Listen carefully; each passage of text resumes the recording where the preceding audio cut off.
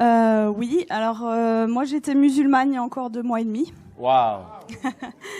Et je suis médecin, on m'a annoncé un cancer des ovaires au mois de juin. D'accord, d'accord. Et pendant 3 semaines, 1 mois, en fait, j'étais très très mal, jusqu'à entendre parler de Jésus. Quoi, j'en avais déjà entendu parler, mais là j'ai été vraiment touchée sur une vidéo comme ça un soir chez moi. Et donc je me suis intéressée à cette personne et en fait j'avais pleuré pendant 3 semaines de tristesse et là je pleurais d'amour. Wow. Et je comprenais pas. Donc j'ai regardé beaucoup de vidéos témoignages sur Jésus et le soir même, c'était le 11 juillet de cette année 2018, Wow. je me suis mise à genoux dans ma chambre pour la première fois de ma vie devant Dieu et j'ai supplié pendant 20 minutes, Jésus, si tu existes vraiment, moi, ça me suffit pas d'entendre parler de toi. Je veux te voir. Et je veux te voir d'une façon que plus jamais de ma vie, je vais douter de toi. Et en fait, pendant 20 minutes, j'ai attendu, j'ai supplié à genoux. Et il s'est rien passé. Je suis retournée dans mon lit. Et là, j'ai entendu une voix qui me disait « Retourne-toi ». Et j'ai fait ma rebelle. J'ai dit « Mais il y a rien, il y a un mur blanc derrière moi ». Et j'ai entendu une deuxième fois « Retourne-toi ». De façon très forte. Et là, je me suis retournée et en fait, au-dessus de mon lit, j'ai fait plusieurs pas de recul parce qu'il y avait la tête de Jésus, en fait. Wow. Et énorme. Et en fait, dans ses yeux, ses yeux sont pas comme les nôtres, en fait. Il n'y a pas un cercle, quoi. Il y a tous les univers dans ses yeux. Et en fait, il m'a regardé, il m'a transpercé le cœur. Et en fait, là, j'ai une urgence intérieure. Wow. Qui pour une musulmane est incompréhensible, c'est-à-dire que c'est pas venu de mon mental, je devais me faire baptiser le plus vite possible. Oh, wow. Donc le lendemain, j'ai cherché partout où me faire baptiser. J'ai regardé des églises sur internet, j'étais devant des églises, j'étais là postée, c'était le 12 juillet et ça parlait pas à mon cœur, je disais non, non, non, les catholiques, les protestants, non, non, non. Et à la fin de la journée, j'ai dit à Jésus, tu m'as donné cette envie-là, donc guide-moi. Et donc, il m'a guidée en fait vers des personnes qui font des baptêmes dans des lacs, des piscines, des trucs. Et donc, j'ai été baptisée le 13 juillet 2018.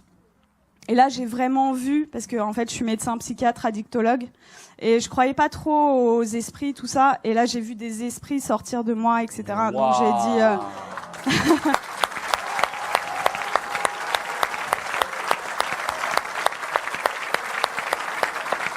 Est-ce que ça vous dérange de venir un peu? Hein? Ça vous dérange de venir? De quoi? Est-ce que vous pouvez venir? C'est possible? Ah oui, je peux. C'est juste par rapport à ce que tu disais. Donc, je suis dans un cabinet médical où il y a 7-8 médecins. Et en fait, quand j'ai rencontré le Seigneur, j'ai complètement changé. Et il y en a un, c'est un généraliste, il est venu me voir, il m'a dit « Qu'est-ce qui s'est passé ?» Et je lui ai raconté. Et en fait, il a 70 ans et il me regardait avec des étoiles et il me disait « Mais merci, tu rends Jésus vivant, il est catholique. » Et il me dit « Mais tu crois que tu peux faire quelque chose pour mon épaule ?» Je dis « Moi, je fais rien, mais Jésus. » Et donc, il s'est assis dans mon cabinet et on a fermé la porte et j'ai prié « Seigneur, s'il te plaît. » Et je lui ai dit « Est-ce que tu peux monter l'épaule ?» Et il a monté l'épaule et là, il s'est écroulé en sanglots. Et quelques jours après, il est venu me voir, il m'a dit « J'ai parlé de toi à un ami chirurgien, il veut te rencontrer. » J'ai dit « Ok, pourquoi pas ?» Et du coup, en fait, on a dîné ensemble lundi là de cette semaine. Et donc, j'avais un généraliste en face de moi, un chirurgien. Et le chirurgien me dit, il m'écoutait, il disait « Mais c'est incroyable, c'est ce qu'il y a écrit dans la Bible que tu vis. » Je dis « Bah oui, c'est normal. » Et il me dit « Je dirige un groupement de 15 000 catholiques. » Et donc, j'ose même pas imaginer. Je lui ai dit, frère, si tu as reçu le Saint-Esprit, quand tu palpes les patients avant l'opération, tu pries le Seigneur. Il m'a dit, ok. Et je me suis dit, c'est incroyable parce que rien que par lui, il y a 15 000 catholiques qui vont être touchés. Voilà. Voilà. Et voilà, les généralistes qu'on va voir, les chirurgiens qu'on va voir, ils ont besoin de Jésus comme nous. Amen. Donc, je continue. Donc là, j'ai vu des esprits sortir de moi et je rentre chez moi, c'était le 13 juillet. Et là, dans mon lit, je commence à parler une langue où je comprenais rien. Et là, je dis, mais qu'est-ce que c'est que ça? Et en fait, on m'a dit après, c'est du parler en langue. Mais chez les musulmans, ça n'existe pas. Donc moi, j'avais jamais entendu parler du parler en langue. Et ça a duré 3/4 d'heure, 1 heure. J'ai parlé une langue où je comprenais 0 mot. Et en fait, j'ai senti une énergie remonter de mon ventre et je prenais comme ça. Et je jetais, en fait. Ça a duré 3/4 d'heure, 1 heure.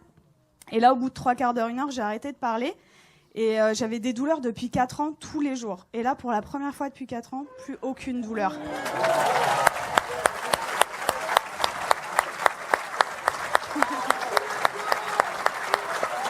Wow.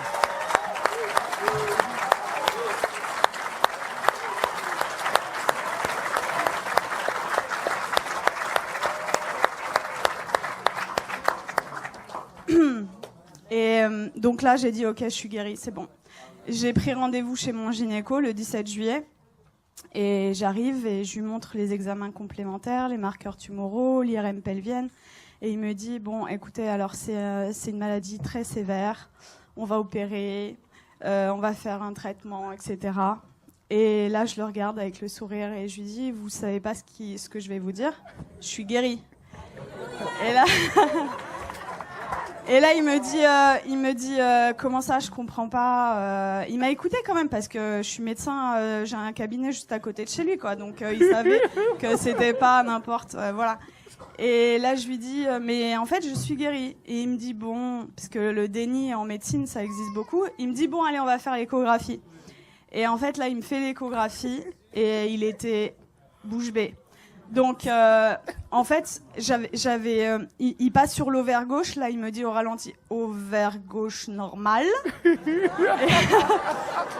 Et après, il passe sur l'ovaire droit et il me dit, ah, il y a 2 images. Je dis, ouais. Et il me dit, ah, mais attendez, c'est des follicules de maturation. Donc, en fait, les follicules de maturation, c'est ce qui donne les ovules. Et moi, je n'en avais plus. Donc, en fait, là, mes ovaires étaient morts et ils sont revenus à la vie. Oh.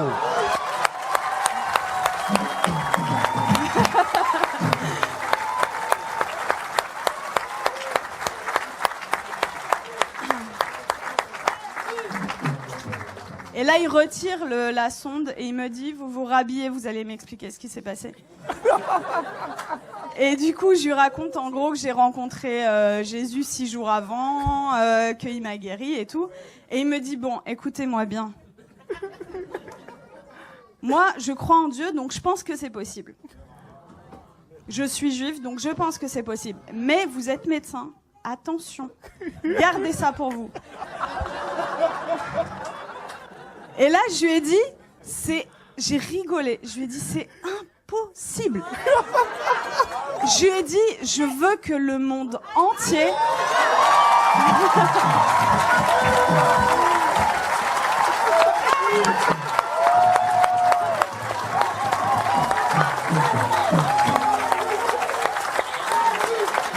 Jésus, Jésus, Jésus, Jésus, Jésus, Jésus, Jésus, Jésus, Jésus, Jésus, Jésus, Jésus, Jésus, Jésus,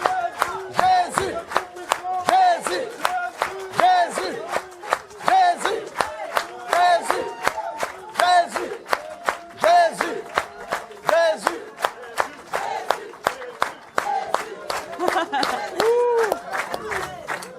Je lui ai dit, je veux que le monde entier sache que Jésus est vivant. Et il m'a dit, bon, ok. Et il m'a fait mon compte-rendu d'échographie, qui était normal. C'était un plaisir pur. Et il me le rend. Et là, il me dit, est-ce que je peux vous faire la bise au lieu de me serrer la main? Je dis, bien sûr.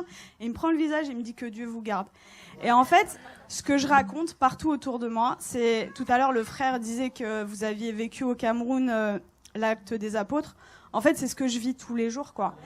Et c'est-à-dire que je travaillais que en cabinet. Le Seigneur m'a amené à travailler à l'hôpital, aux urgences. Et en fait, je vois des cas psychiatriques sévères.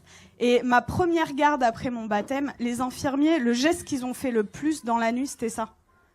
Ils y croyaient pas, en fait. Il y avait que des miracles. Toute la nuit. Ils ont pas compris.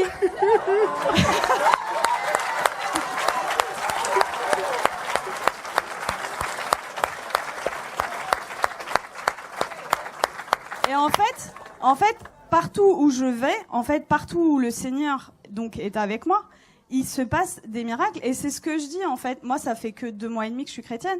Et je vois les frères et sœurs, ils osent pas parler de Jésus. Ils ont limite honte de lui. Je dis, mais oh! Moi, je vais au salon de coiffure, il y a des coiffeuses qui sont guéries. Je vais à la boulangerie,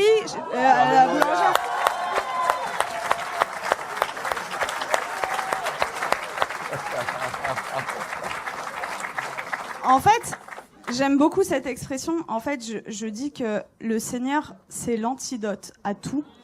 Et le monde entier a le poison. C'est-à-dire qu'ils connaissent pas Jésus. Moi, j'ai 33 ans. J'ai attendu 33 ans pour qu'on me parle de Jésus. Mais attendez, mais moi, j'aurais voulu que quelqu'un vienne me parler de Jésus. Vienne me dire, mais attends, la solution à tous tes problèmes, ton malheur et tout, c'est Jésus la solution. Mais personne autour de moi. J'avais aucun chrétien autour de moi. Donc, dans ma famille, ils sont tous musulmans et quelques personnes athées.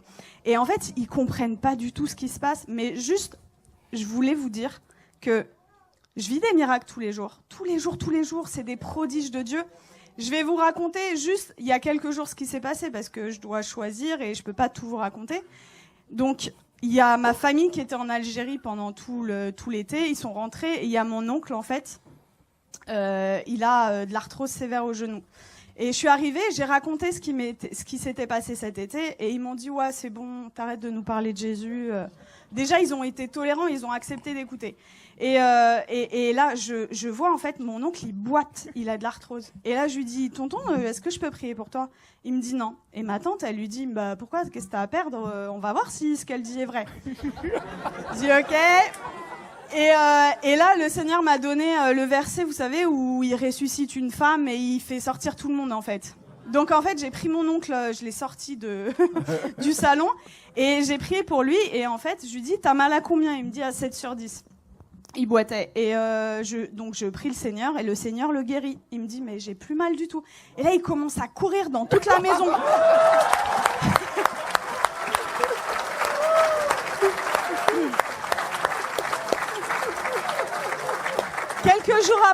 Quelques jours après, je retourne dans la famille et là, il me dit, Nermine, tu vas pas me croire, j'ai vu mon ophtalmo. En fait, il voit son ophtalmo 2 fois par an et pour son glaucome. Donc, le glaucome, c'est une maladie chronique, c'est à vie, c'est comme le diabète. Et il me dit, l'ophtalmo, il a pas compris, j'ai plus de glaucome. Il lui a dit, je peux pas t'arrêter les 2 traitements parce que voilà, mais j'en arrête 1 sur 2. La prochaine fois, s'il y a plus rien, on arrête le 2e, quoi. Et donc ça, c'était mon oncle et mon père qui a 80 ans, musulman depuis 80 ans. Wow. J'ai été le voir, ça faisait très longtemps que j'étais pas allée le voir, au moins 6 mois, 1 an. J'ai été le voir jeudi dernier. Et en fait, je lui ai raconté ce qui m'est arrivé. Il a été guéri, j'ai prié pour lui, il a été guéri de ses acouphènes, c'est des bourdonnements. Il avait depuis 10 ans, plus d'acouphènes. Il avait mal au dos, il pouvait pas sortir sans ceinture. Plus de ceinture, je l'ai sorti sans ceinture.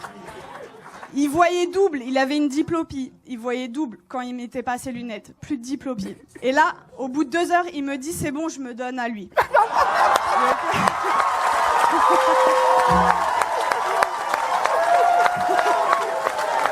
Jésus!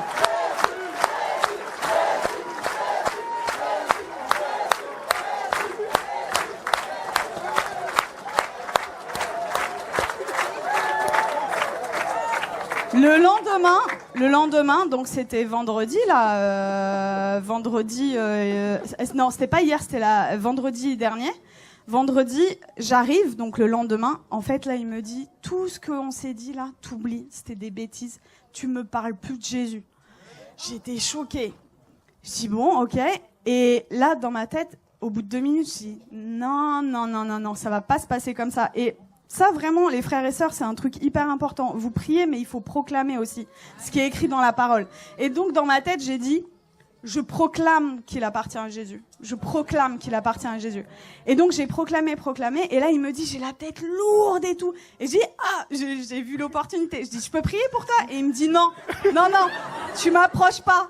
Et donc, en fait, 3 fois d'affilée, en 1 heure, peut-être 3 fois, je lui ai proposé. La 3e fois, il me dit, ça prend combien de temps? Je lui dis 5 secondes. Je dis ok. Il me dit ok. Donc, je mets ma main comme ça, je chasse les esprits au nom de Jésus. Et là, il éternue, mais de façon disproportionnée. Et là, il me regarde et il me dit, c'est parti. Je dis, ah ouais? Et il me dit, tu crois que ça a un rapport avec ta prière? Je dis, bah totalement. Et du coup, on est reparti à parler de Jésus. Je l'ai sorti, on est parti manger ensemble. Ça faisait 20 ans, ça faisait 20 ans qu'on n'était pas sortis ensemble. Et en fait, je lui ai parlé du baptême dans l'après-midi. Et dans l'après-midi, il me dit, ok, je suis ok pour être baptisée. Donc là, j'étais là, j'ai dit, je vais te baptiser dans ma baignoire, mais je voulais pas le faire toute seule. Donc j'ai écrit à des frères et tout, oh, mon père, il veut se faire baptiser, qui sait? Et du coup, j'ai un frère qui est venu, et à 21h vendredi dernier, j'ai baptisé mon père.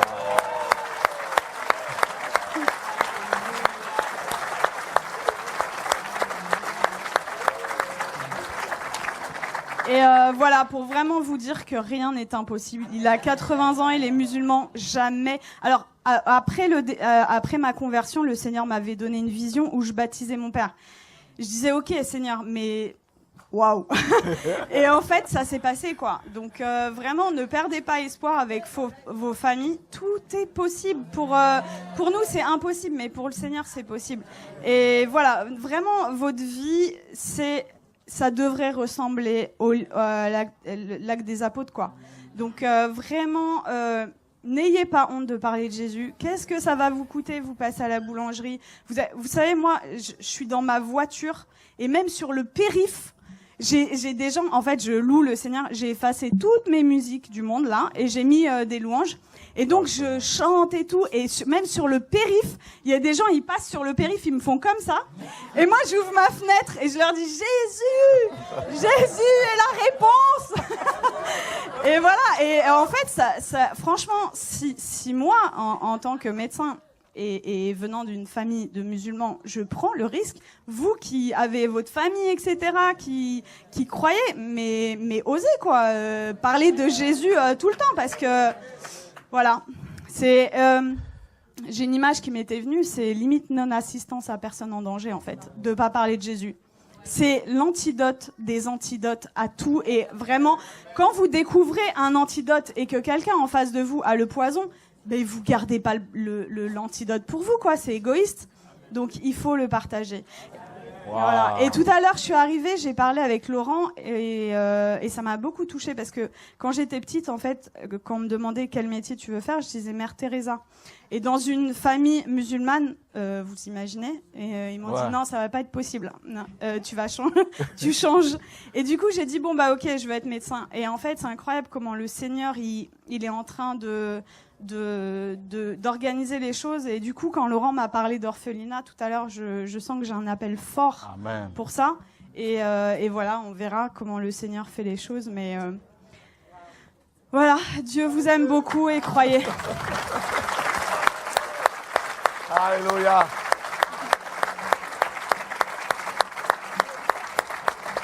Waouh, gloire à Dieu.